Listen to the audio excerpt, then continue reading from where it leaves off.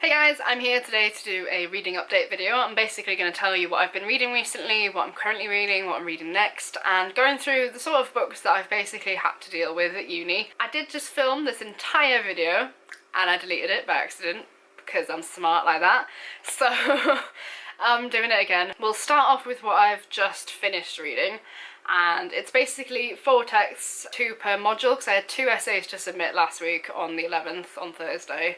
And I had one module called Murder, Mystery and Mayhem, which was all about detective fiction, and we looked at various novels like Bleak House by Charles Dickens, Wilkie Collins's The Moonstone, Dracula by Bram Stoker, and the 2 things that I looked at are actually none of those. So I did The Hound of the Baskervilles, which was obviously a Sherlock Holmes story by Arthur Conan Doyle, and I did what is considered to be the first ever detective story, which is in this booklet here. It's The Murders in the Rue Morgue by Edgar Allan Poe. And I basically looked at both of these in terms of violence. I compared how violence is represented in both texts and talked about, you know, different points. Originally I was going to do violence and fear, because fear is a huge part of these texts as well. Like in The Murders in the Rue Morgue, there's this, as soon as the murders have been committed, no one knows who did it.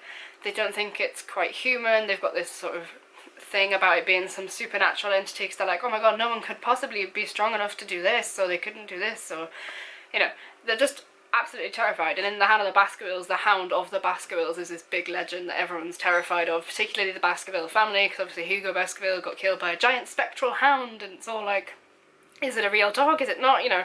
So it's really, really focused on fear as well, but because I hit the word count, like, probably after my first set of points and I had to really rework it, I kind of chucked out the fear part of it and just went for the actual violence part. We'll see if I get a good grade. And yeah, I just really enjoyed both of these. The Hound of the Baskervilles is a story that I've been meaning to read for a long time. Obviously I've seen Sherlock, I've seen the Hound of the Baskervilles episode of Sherlock, and I really enjoyed it. It's not quite the same. I wasn't expecting it to be the same, because obviously Sherlock's a little bit of a modern twist on all of the stories, but it was still different in ways that I probably couldn't have predicted. And it was different to read one of the stories and see them sort of serialised on TV, so that was cool. And this short story, if you've never read it, is weird, and I would highly recommend it, because the twist at the end is insane in all of the good ways, because obviously, like I just said, all the people are scared that, oh, well, what could possibly do this, and when you find out, you're just like, what? So I would highly recommend it. I'm not going to tell you what happens, because that'll completely ruin it. And then for my Kids in It module, we basically looked at all kinds of different texts. It was called Home Heritage History, so we basically focused on those 3 themes. We had text related to the home, text related to heritage, and text related to history. So we had stuff like Warhorse by Michael Morpurgo, we had Warboy by Michael Foreman, it's a picture book. We had The Machine Gunners, which is by Robert Westall. I can just see the start of his name over the top of my contact lens boxes, so that saved me there. And then, so like for the home and sort of heritage side, we did stuff like Indigo Donut by Patrice Lawrence, we did Life and Exploded Diagram by Mal Peet, and we did Kit's Wilderness by David Altman as well, which is one of the books that I'm going to mention in a little while. But the 2 books that I actually did for my essay are picture books, and in a way this was a little bit of a cop-out, because I had been wanting to look at Kit's Wilderness because it was a text that I really was enjoying, but because I did it for the mid-module, and apparently self-plagiarism is a thing, you can literally get your essay excluded if you copy your own material or discuss your own material. Didn't know that until I came to uni, but that's the thing, so I decided not to do it in the end.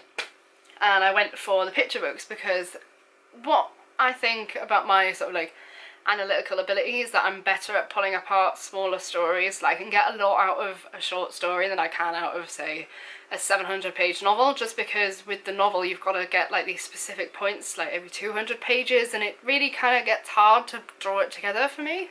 But in the shorter stories I can literally just go to town on it, basically. So the 2 books that I did are called As the In-Between, which is by Sarah Garland, and Beryl Gilroy's A Visitor from Home. This isn't actually in print anymore, probably for the best. It's got some quite controversial content, should we say, in the sense of it's basically a story about a little black boy called Roy, who presumably has moved over from a different country in the past, but he doesn't quite remember it, and his uncle comes over from whatever country he originates from and basically tells the family, all about, you know, the horror of the war or whatever else is going on over there and who's died and all this dramatic stuff. And Roy ends up listening to it because he can't sleep because his uncle's so loud. And then when he goes to school the next day, he basically has a big outburst about how, you know, everyone hates him and they're all being mean to him and they're picking on him because he's black. And it kind of has this weird twist where you're just like, huh? Where did you get that from? Because no one's saying anything wrong, they're not doing anything. The reason that he's like this is because he's tired. Because he is such a young child, he's just got that irritable temperament when you, when you know, are tired and you like snap. And you're just like, what? I don't know. It's a little bit odd, but it was enjoyable. And then Azzy in Between's kind of similar, but completely different. It's about a little refugee child called Azzy who ends up having to leave her home country because it's really dangerous and there's a war going on, so she has to be sort of evacuated out there.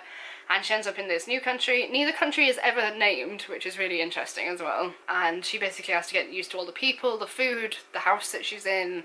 You know, she has to learn the language, she has to learn, you know, what the cultural, you know, environment is like, you know, what do people do in this country that she didn't do in her old country, that kind of thing.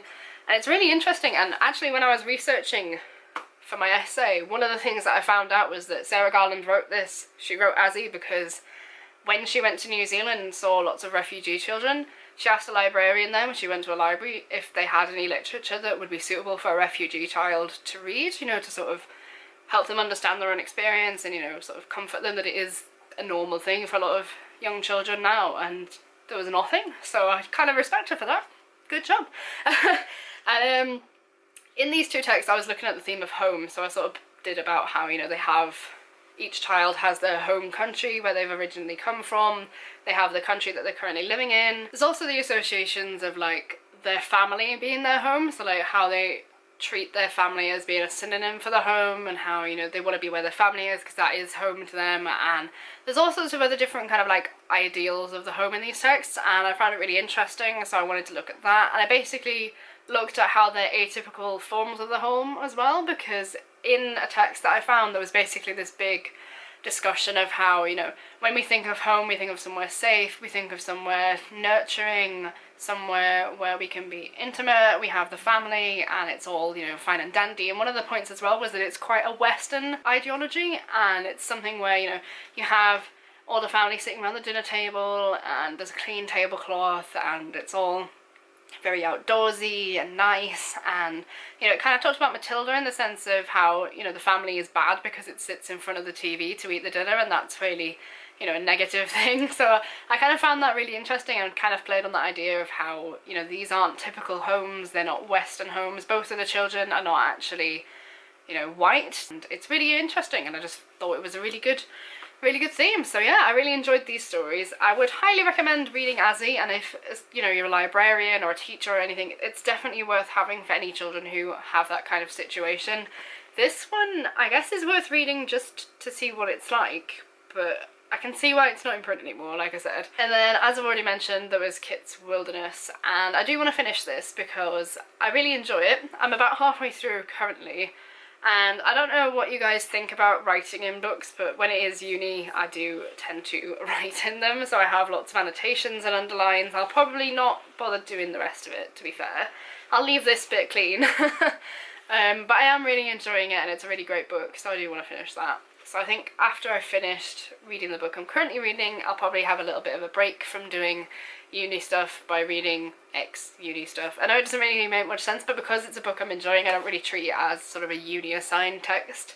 Because it's nothing that I'll do for an essay now, it just is a casual read, so I'll be reading that. In terms of what I am actually currently reading, it is a text for uni. It's nothing particularly interesting probably to most people, but it's interesting to me because of what I'm doing for my dissertation. It is some dissertation reading. I'm reading a book called The Hidden Adult, which is by a guy called Perry Nodelman. He's a really big scholar and does a lot of work on children's literature and children's fiction, and it's basically all about what children's literature is. You know, what are these children? Are they the children reading the books? Is it the children that are in the books? Are children's books about children, or do they feature children? You know, it's like all the sort of nuances of children's literature.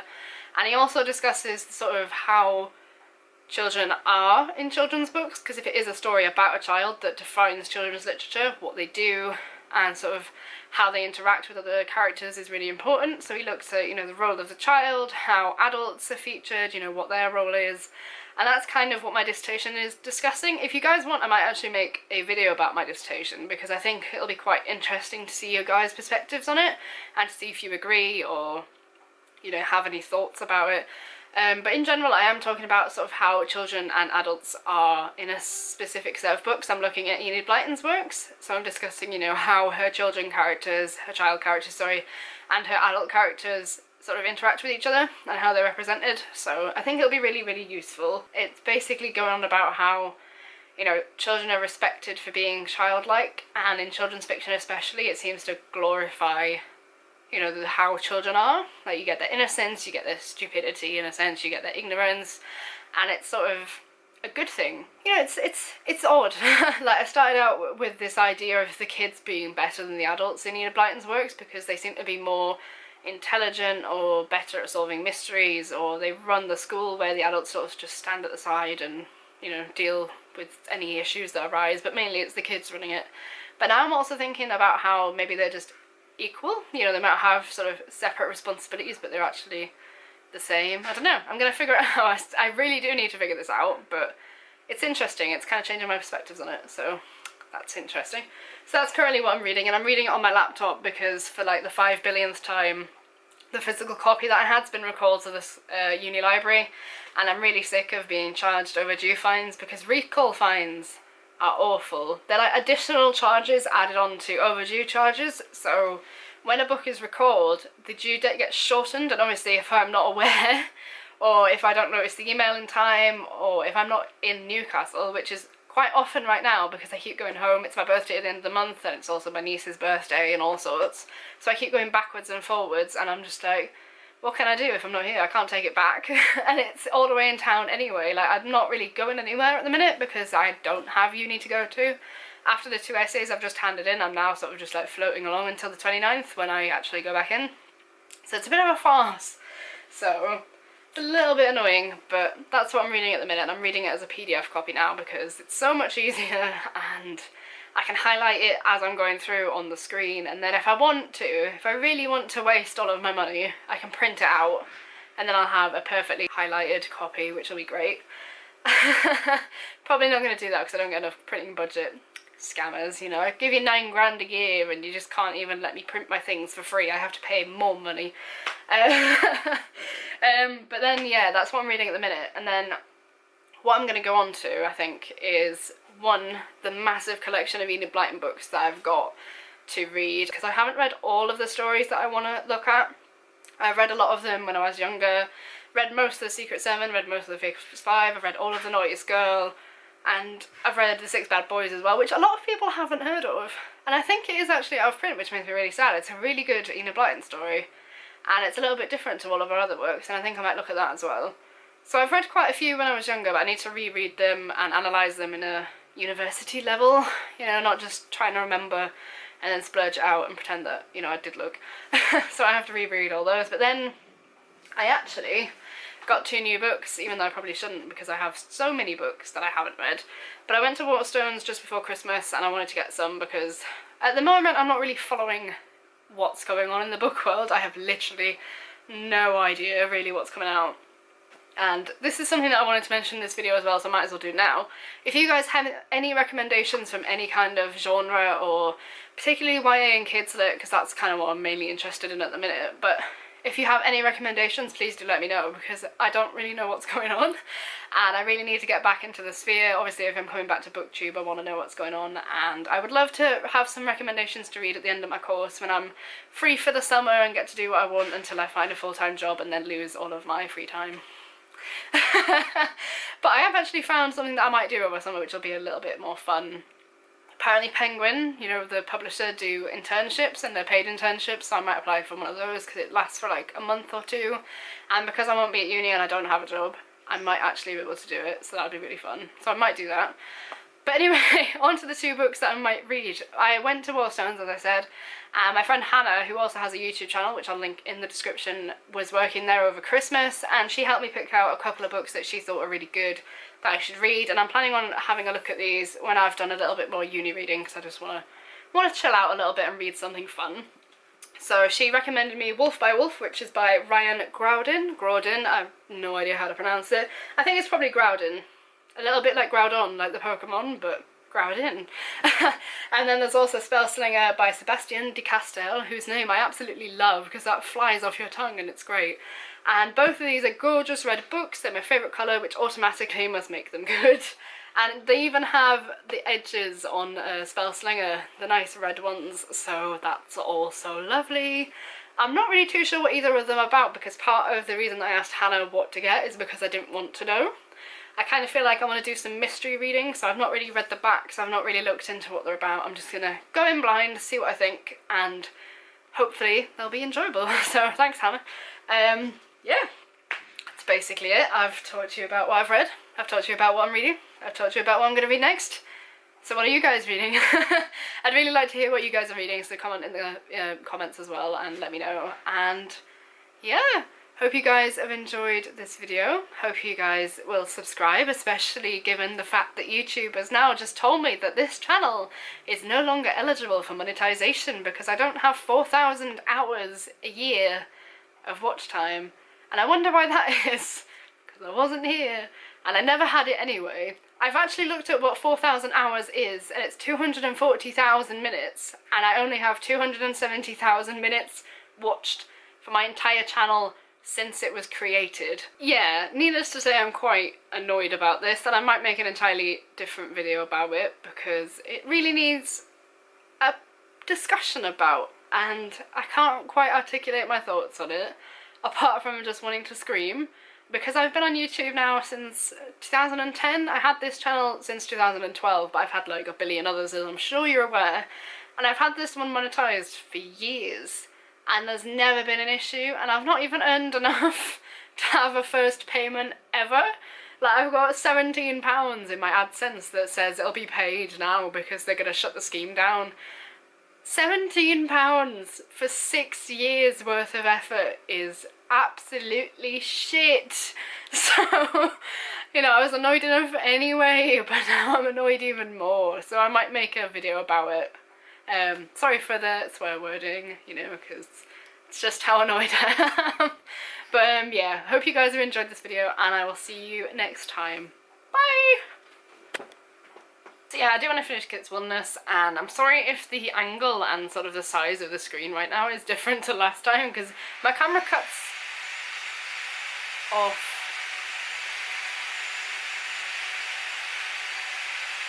I'm having some work done downstairs. Isn't it great? Huh?